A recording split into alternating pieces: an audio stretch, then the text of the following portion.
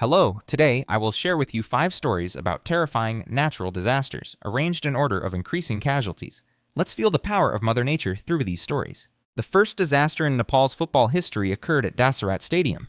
In the 1950s, Nepal football was emerging as a new passion, almost like a religion. Amidst the national excitement for the beautiful game, a National Football Association was established with the goal of putting Nepal on the world map of football. Kathmandu was chosen as the sacred place where dreams of football would take root, marked by the construction of Dasarat Rangasala Stadium. Dasarat Stadium, Nepal's pride, is the biggest sports arena in the country, hosting most of the top football matches. Let's go back in time to 1988, when this stadium echoed with the cheers of passionate fans. On that historic day, a thrilling match took place on the very pitch of Dasarat between Janakpur Cigarette Factory of Nepal and MTI Chota Sakese from Bangladesh. It was a fierce and unforgettable showdown that left a lasting impression. March 12, 1988. A fateful day. The day the most anticipated fiery football match was set to kick off. But ironically, the Dasar Stadium harbored a deadly hazard. Back when the stadium was still in its early stages, it had been designed with only a single entrance and exit. All 30,000 passionate hearts, all the fiery souls of fandom, were funneled through one narrow gate. As the stands filled to the brim and cheers echoed through the air, the match began at 3 p.m. sharp. But the joy didn't last long before a bad omen swept in. Amid the roaring crowd, people began to notice a strange shift in the atmosphere. The sky suddenly darkened, thick black clouds gathered rapidly, and then fierce winds began to howl, a sure sign that a heavy storm was about to pour down. This was a clear sign that the weather was turning bad, and in fact, that day turned out to be much worse. The crowd quickly realized that what was falling from the sky wasn't ordinary rain, but hail.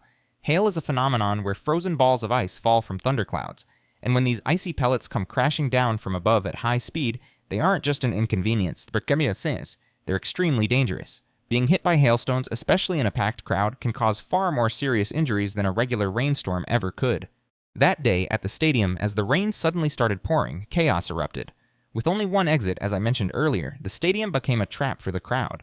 The scene was suffocating and extremely dangerous. People desperately pushed and shoved toward the gate, and tragedy struck when the weaker individuals fell, becoming victims of a horrifying stampede. The crowd was like a swarm of bees, pushing and shoving so fiercely that no one paid attention to anything else. Most people had already escaped the stadium, fleeing the sudden storm, but then a horrifying discovery unfolded after the rain stopped.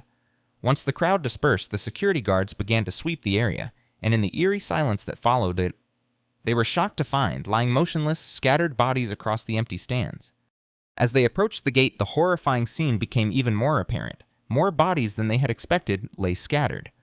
Although all were rushed to the hospital, most of them did not survive. This disaster claimed the lives of 93 people that day. Ironically, during this period, Nepal was experiencing frequent heavy rains, yet the day of the football match was forecasted to be clear or only lightly rainy, making the tragedy even more perplexing and tragic. In the distant state of Nebraska, the second calamity arrived, known as Bao Schoolhouse. The story revolves around Mayer, a 15-year-old boy who shares a strong bond with his 2 mischievous younger brothers.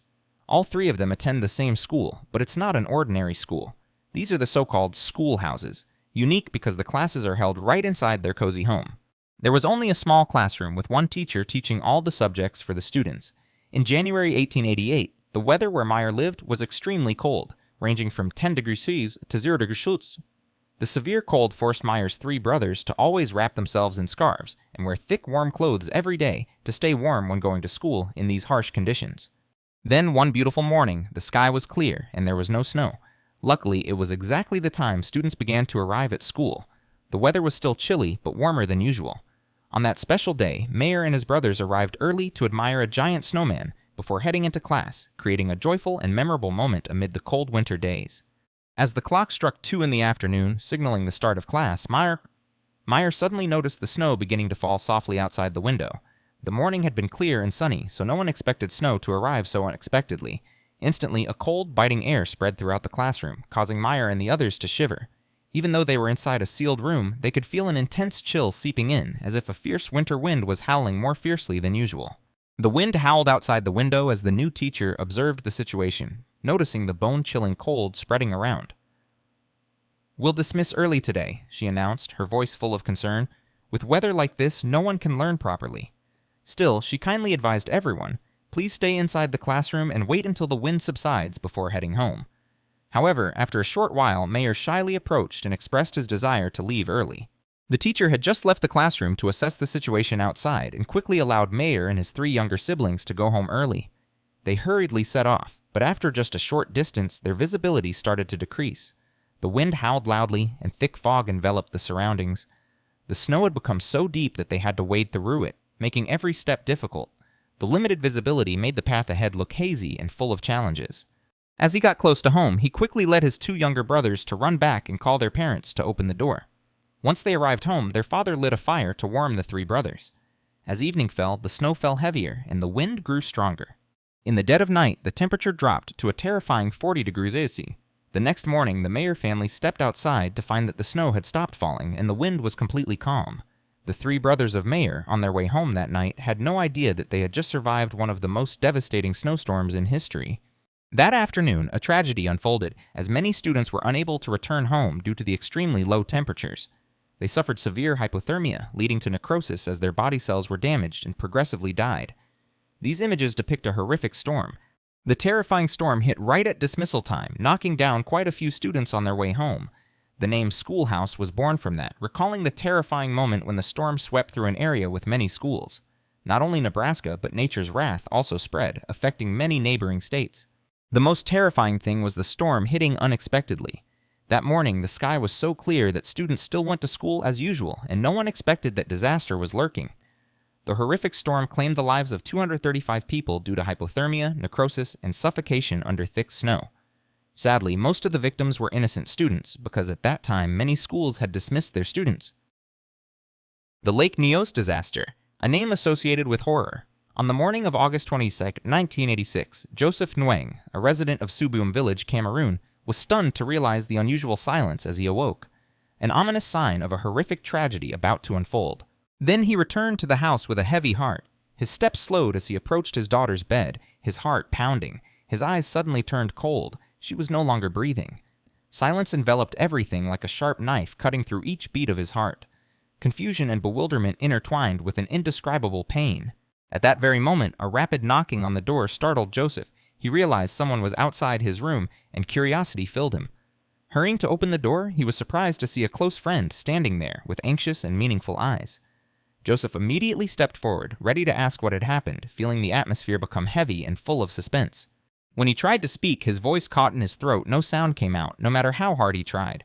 Strangely, his friend beside him was also silent, unable to utter a single word.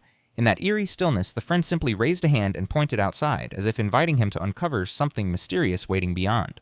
Though they couldn't speak, they understood each other perfectly, and together, they stepped out, ready to face the unknown. As they stepped outside, they were met with a strange sight: livestock lying motionless, as if caught in a deep sleep in the middle of the day. Joseph frowned, unsure of what he was seeing, a sense of unease creeping in. He walked deeper into the village and suddenly stopped. The villagers, too, were lying still, silent as statues. The entire village was wrapped in a silence that sent chills down his spine. At that moment, Joseph suddenly recalled the motionless livestock he had seen earlier, and a chilling realization crept over him. No, they weren't sleeping. He was almost certain now. Both the animals and the people were dead. Heart pounding, Joseph began walking into the village, opening each door one by one, checking every house, just hoping that someone might still be alive in the midst of this silent nightmare. At this point, Joseph was completely confused. He had no idea what had happened, but one thing was certain: he needed help. He quickly rode his motorbike to a nearby village and managed to find some locals. He rushed to speak, trying to explain everything, but suddenly stopped. He remembered. He couldn't speak. No matter how hard he tried to communicate, the villagers couldn't understand him. Sensing something was wrong, a few of them decided to follow Joseph back to his village. And when they arrived, they were stunned. Livestock and villagers were lying scattered all over the ground, showing no signs of life. News of the disaster quickly spread, appearing in newspapers and on television, drawing attention not only locally, but also from around the world. Among those who heard about it was a researcher named Herodor. As soon as he learned of the incident, he was immediately intrigued. It seemed he had an idea of what had really happened. He realized that near the village where the disaster occurred, there was a lake called Lake Nyos. But this wasn't just an ordinary lake, it sat right on top of an extinct volcano. Beneath the volcano, geological activity often produces a gas called carbon dioxide, or CO2, a heavy, colorless, odorless gas that can silently kill without warning. Carbon dioxide is a gas that humans exhale every day and is usually harmless. But when inhaled in large amounts, it can cause chest tightness, shortness of breath, dizziness, and headaches. In severe cases, CO2 can lead to brain damage and even death. Because Lake Nyos sits atop a volcanic crater, CO2 had been building up beneath its surface for years without being released. This massive accumulation of gas is believed to be the cause of the disaster. Some survivors also reported hearing a loud explosion the night before, a silent warning before the tragedy unfolded. To this day, the source of the explosion remains unknown, but one thing is certain: it was connected to the disaster. At Lake Nyos, CO2 had been building up for years beneath the surface. That mysterious blast, possibly from deep underground, may have triggered everything, releasing the deadly gas into the air and silently unleashing death across the land. The amount of CO2 released reached millions of tons, enough to create an invisible wave sweeping through the valley. As the gas entered the village, people and livestock were poisoned almost instantly and collapsed one by one. Cattle lay scattered outside, frozen in place as if time had stopped. The few who survived, like Joseph, had also inhaled the toxic gas and struggled to breathe, barely escaping the grip of death. The CO2 gas was also the reason they couldn't speak, as if their vocal cords had been tightly constricted. Fortunately, the symptoms gradually faded after some time. The Nyos disaster claimed the lives of 1,746 people and over 3,000 livestock. Afterward, scientists and rescue teams installed special pipes beneath the lake, like this one, to safely release CO2 and prevent such a tragedy from happening again.